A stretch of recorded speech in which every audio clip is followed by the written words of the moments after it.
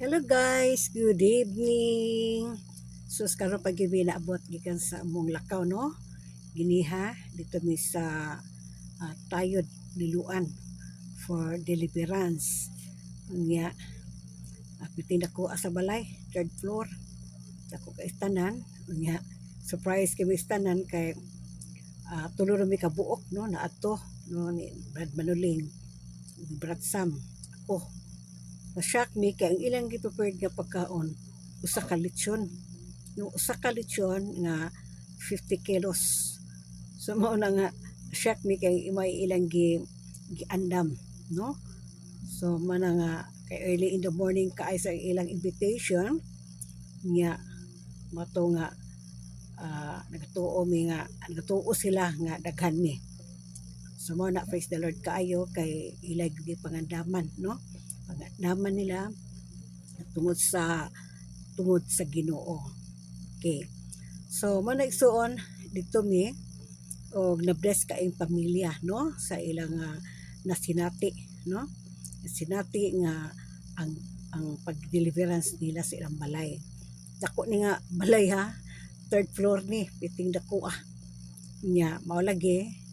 kay tungod na bless sila mao nang naplano sila sa ila nasan nga balay ngadto sa Hagnaya no kay mga negosyante mga nga magtiayon nya mga maayo kay mga kiniya sa igsuon no nindot kay mga kiniya welcome kaayo nya mato nga paghuman na sa among deliverance mato ni diretso mi sa Cebu City kay si Brad Sam na say gipalit no dito nakagayon ng gid adto kay tungod sayo sa nahuman na among deliverance mga alas 2 sa hapon paghuman nauli mi so hapit sa mi sa Grand Mall kay gigutom sa mi igsuon gigutom na kay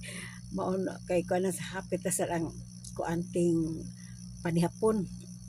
mato dito mi ni hapit mi sa Grand Mall dito mi sa Mangina sa igsuon kaon mi dito human uli na mi padulong sa Postila ug karon naabot na mi nya mo na nga giniha wala ko ka kuan ka video kay dito lagi mi sayo kay mi na adto so karon nakagayon ako nga makig kuan ninyo makig istorya kung diin ko gikan so karon ako sa ipasabot diha no sa uban nga wala kasabot sa nang house deliverance no so kaning house deliverance no pag-abog ni no sa mga dato espiritu nga napuyo sa imong panimalay nga usahay dili ka kasabot no dili ka kasabot nga sa nagpuyo nga naa ang kasamok no kasamok sa magtiayon sa mga anak nga kusog musukol sa ginikanan no nya human magbuwag ang magtiayon no nga dili makasibtanay so usa sila nga punto nga i-cast out no i-delivered ang daotang espiritu nga palayason so mana nga dili lang kay sa pagpuyo nato sa atong balay nga ang purpose sa house deliverance daghang kay ni sa igsuon ilabi na katong masakiton no kanang masakiton nga walay kaayuhan no gabalik-balik lang